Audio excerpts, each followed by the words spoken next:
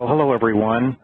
Nice to have you with us. We've got quite a few people here today, and I think it's a great opportunity for what I believe is going to be a dramatic shift in the way that small companies raise business beginning in 2013. First, a little bit about me.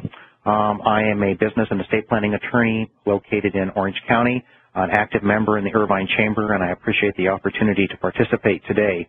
I have been involved with private funding and some public funding for over 26 years, so I am very familiar with how the current process works. And as a result of that, I'm even more excited about the opportunities that are going to be presented by crowdfunding. The title of this presentation is A Network Solution to Donation and Capital Needs. Crowdfunding in the United States is going to explode beginning next year, and I'll explain the reasons for that in a little bit. But it truly is a network solution. There are going to be tremendous opportunities not only for the companies who are seeking capital, but for all ancillary providers of service and products to step into this new way of raising capital. Let's just get right to it. There are currently two types of crowdfunding that are alive and well in the United States. And just as a little bit of background, crowdfunding has been occurring both on a donation and equity basis outside the United States, primarily in Great Britain, for about the past 4 years. We've adopted some of the principles that they've already been using, so we know that it is a model that can work. Currently, there are two types of crowdfunding. Donation-based, which already exists and is very active. We'll talk a little bit about that. And then the other one is the securities-backed crowdfunding, which the rules are currently being written. It was passed into law in April of 2012, and the Securities and Exchange Commission is trying to figure out how they're going to be dealing with a large number of investors that are going to be making small investments in existing businesses or startups. As a factual matter and as a best practices, the average investment is somewhere between $25 and $35. So if you're going out to raise up to $1 million, you're going to have a lot of investors that you're going to have to be dealing with and giving information to. Essentially, the securities-backed crowdfunding is an expansion of what I call the F&F round of financing. Typically, financing for businesses has been either through an investment by an SBA-type vehicle, going directly to a financial institution, raising some initial capital, and then perhaps either being able to survive on your own and expand on your own, or going on to a angel or venture group after that for what we call mezzanine financing as another round. The state of that situation is difficult at best.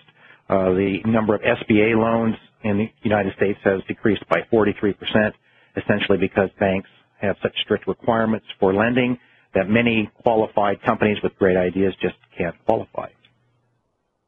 So the family and friends round has been the only alternative to those people who were not able to qualify for an angel or venture group. Typically, those groups want an exit strategy between 36 months and 5 years, are looking for that either through a merger with a public entity, through the sale of the business or part of the business. And so for somebody that is looking to actually develop a brand and a business over a longer period of time, the family and friends, in other words, going to people who you know and friends who might be willing to invest in you, has been the only way to get any financing.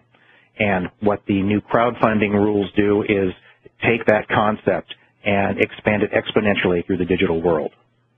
So let's first talk about donation-based. It's already in existence. It's already active. It is currently operating in what I think is a fairly unregulated space, even though there are large sums of money being raised. The disclosure requirements are de minimis or non-existent because essentially in exchange for the cash being donated or a gift, you're actually receiving a tangible product or a subscription, some of which are developed and some of which aren't.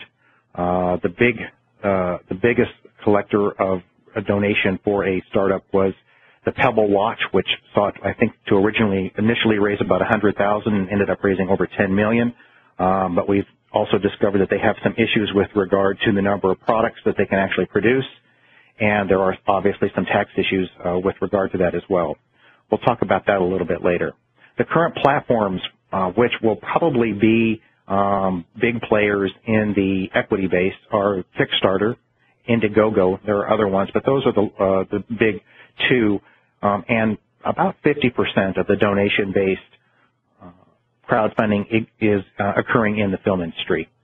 So if you want to learn more about what it really looks like, go to Kickstarter or Indiegogo and you can see what the process is. I think the equity-based process may be a little bit more sophisticated, may require more disclosure, but the concepts and the best practices will essentially be the same.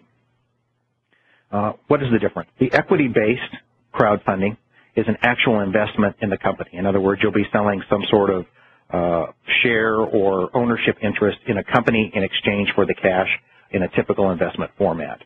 There may be opportunities to do combinations of equity and debt, a preferred stock, something that has a conversion. Those things are still in the offing, but essentially to the extent that it's considered a security, that will be regulated by the Securities and Exchange Commission as an investment in the company. The most important issue in this whole process has been the investor protection. We have a large number of people investing a small amount. Like I said, the donation side has been typically $25 to $35. And so as a result of that, the governing agencies are concerned that people in this category have a very much reduced chance and ability for due diligence. And let me just talk about that for just a minute. Typically, angel and investment banking groups do because there's so much money involved in the investment, have the time, resources, and ability to go in and do due diligence on a company. Because we have people who are essentially putting a smaller amount of money in, they will not have that equal access. So one of the big issues is, of course, how are we going to provide them the best kind of information possible without overkill, because one of the reasons why the current system isn't working for the family and friends funding is that it's just too expensive to go out there, hire a securities attorney to prepare a private placement memorandum, and second of all, to actually find somebody who is willing to invest in your company for the long term. So this is an issue that has been very, very at the forefront of the issues with regard to the regulators. The other issue is that the company requirements have to be organized in the United States. It cannot be an investment company, and it can't already be registered with the Securities and Exchange Commission. We could talk about each of these areas for probably 20 minutes in and of itself, but this is just the 35,000-foot view of what's happening with crowdfunding. Other issues, what can the company do? The company can raise up to $1 million, less other securities offered. In other words, if you've done a private placement for $200,000, that may be included in that $1 million per year. But there is some indication the Securities and Exchange Commission may exclude other investors who have already made an investment in the company. We don't know about that yet. The frequency, you can raise up to $1 million on a 12-month rolling period and then start over again. There may be some limit of a total limit of $5 million. It's not known exactly yet whether that's going to be the requirement, but for sure we know that you're going to be able to raise up to $1 million. How do you do it? You're going to be soliciting funds through basically a portal, which is much like the Indiegogo and Kickstarter format, a place on the internet where investors will go to invest.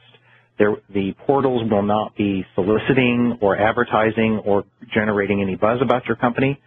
They will be just the vehicle in order for you to see companies in which you can invest. Let's talk about the initial disclosure requirements. We'll go over this quickly. What kind of due diligence is the company going to be required to produce? If you're raising under $100,000, you might have a certification by the officers or income tax return. If you're $100,000 to $500,000, you probably have to have reviewed financial statements. And if greater than $500,000, you're probably going to have audited financial statements. The little new company question mark in the top right corner there says we don't know exactly what's going to happen for companies that don't have any financials yet that are a startup. We're going to be learning about that later. Dilution, the investors must be informed of the dilution, and this is going to be a key strategic area, especially for people like me, because we don't want to have the dilution in the company be so great that in the event that the company needs additional capital, they cannot go out because their company's been too greatly diluted. There are some strategies to employ there so that you may be attractive for somebody who might want to do some mezzanine financing with you, and there are ways that we can do that. But that's going to be a key strategy for companies that go out there and try to raise money. You don't want to over-dilute yourself, and